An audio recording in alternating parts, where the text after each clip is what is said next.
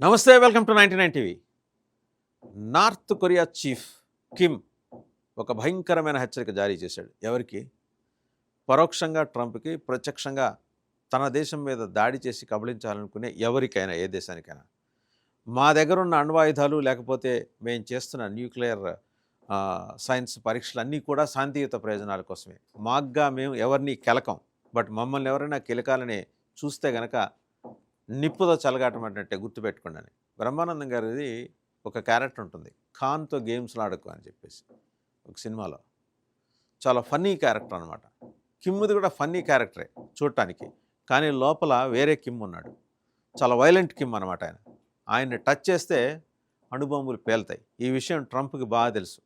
ఆయన ట్రంప్ 1.0లో ఒకసారి north Korea visit చేసినప్పుడు అక్రాస్ ద టేబుల్ కూర్చొని మరీ భయపెట్టి పంపించాడు ట్రంప్ని.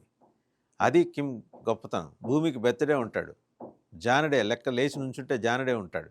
కానీ కిమ్ అంటే ప్రపంచాన్ని వణికించే ఒక పెద్ద శక్తి.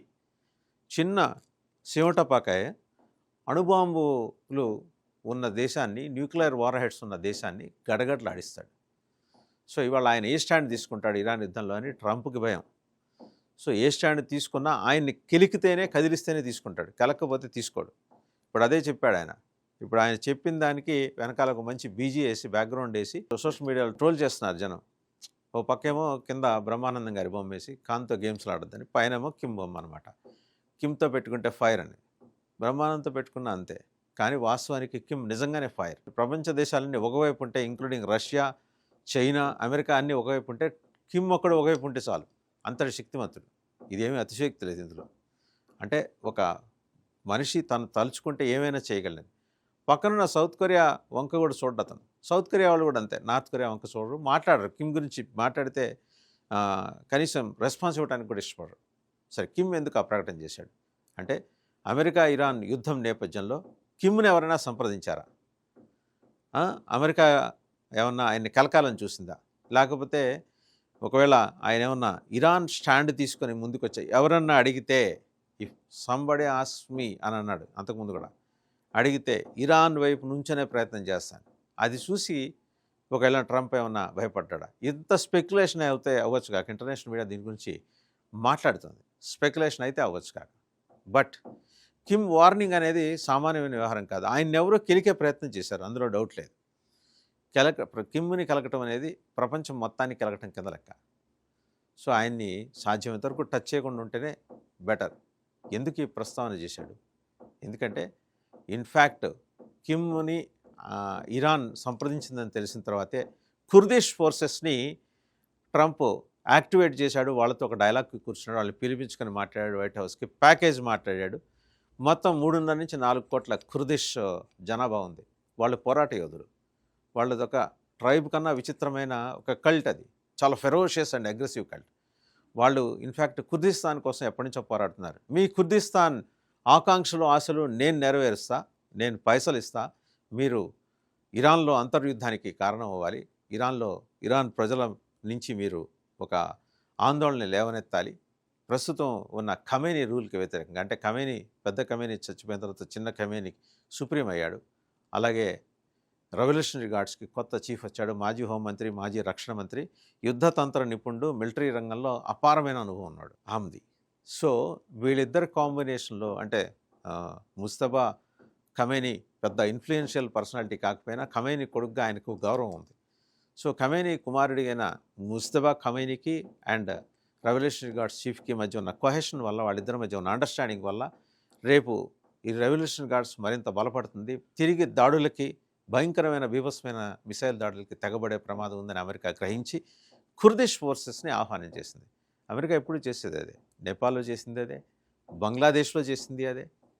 సో ఎక్కడ ఏ దేశంలో అయినా అస్థిరత సృష్టించి ఉన్న రాజ్యాలని కూలగట్టాలంటే అమెరికాని నడిపించే డీప్ స్టడీకి మహాసరదా. ఆ సరదాలో భాగంగా ఇప్పుడు ఇరాన్ని కదిలించే ప్రయత్నం చేస్తుంటే ఇది కొరకరాని కొయ్యగా మారింది. ఎక్కడో ఉప్పందింది ట్రంప్కి. ఏంటంటే కిమ్ వచ్చి ఇరాన్ స్టాండ్ తీసుకుంటాడు, అందుకని కుర్దిష్ ఫోర్సెస్ని యాక్టివేట్ చేశారు. దీని వెనకాల సిఐఏ ఉంది, దీని వెనకాల మొస్సాద్ ఉంది, ఇజ్రాయెల్ ఇంటెలిజెన్స్ మొస్సాద్ ఉంది. సో ఈ 2 ఫోర్సెస్ కలిసి కుర్దిష్ ఫోర్సెస్కి కావాల్సినంత మనీ పంపు చేస్తారు.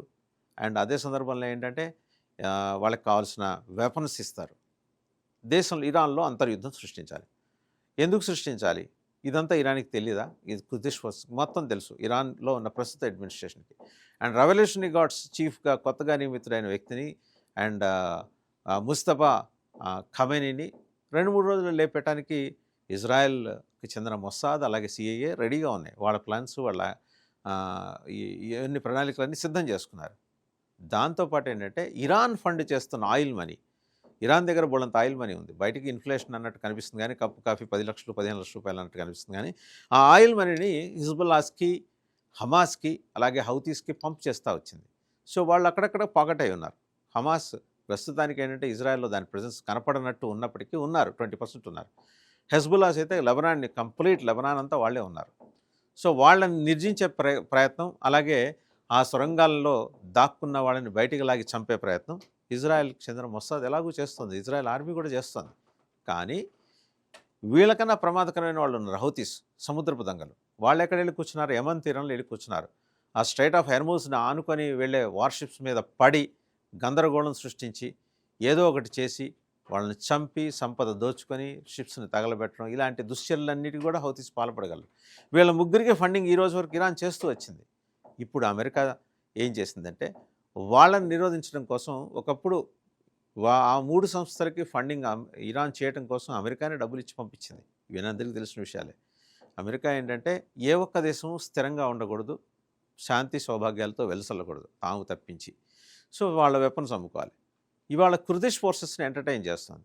ఈ విషయం తెలిసి ఇరాన్ ప్రస్తుతం ఈ రైన్స్ తీసుకున్న ముస్తఫా ఖమేనీ నార్త్ కొరియా చీఫ్తో మాట్లాడాడు, కిమ్ తోటి.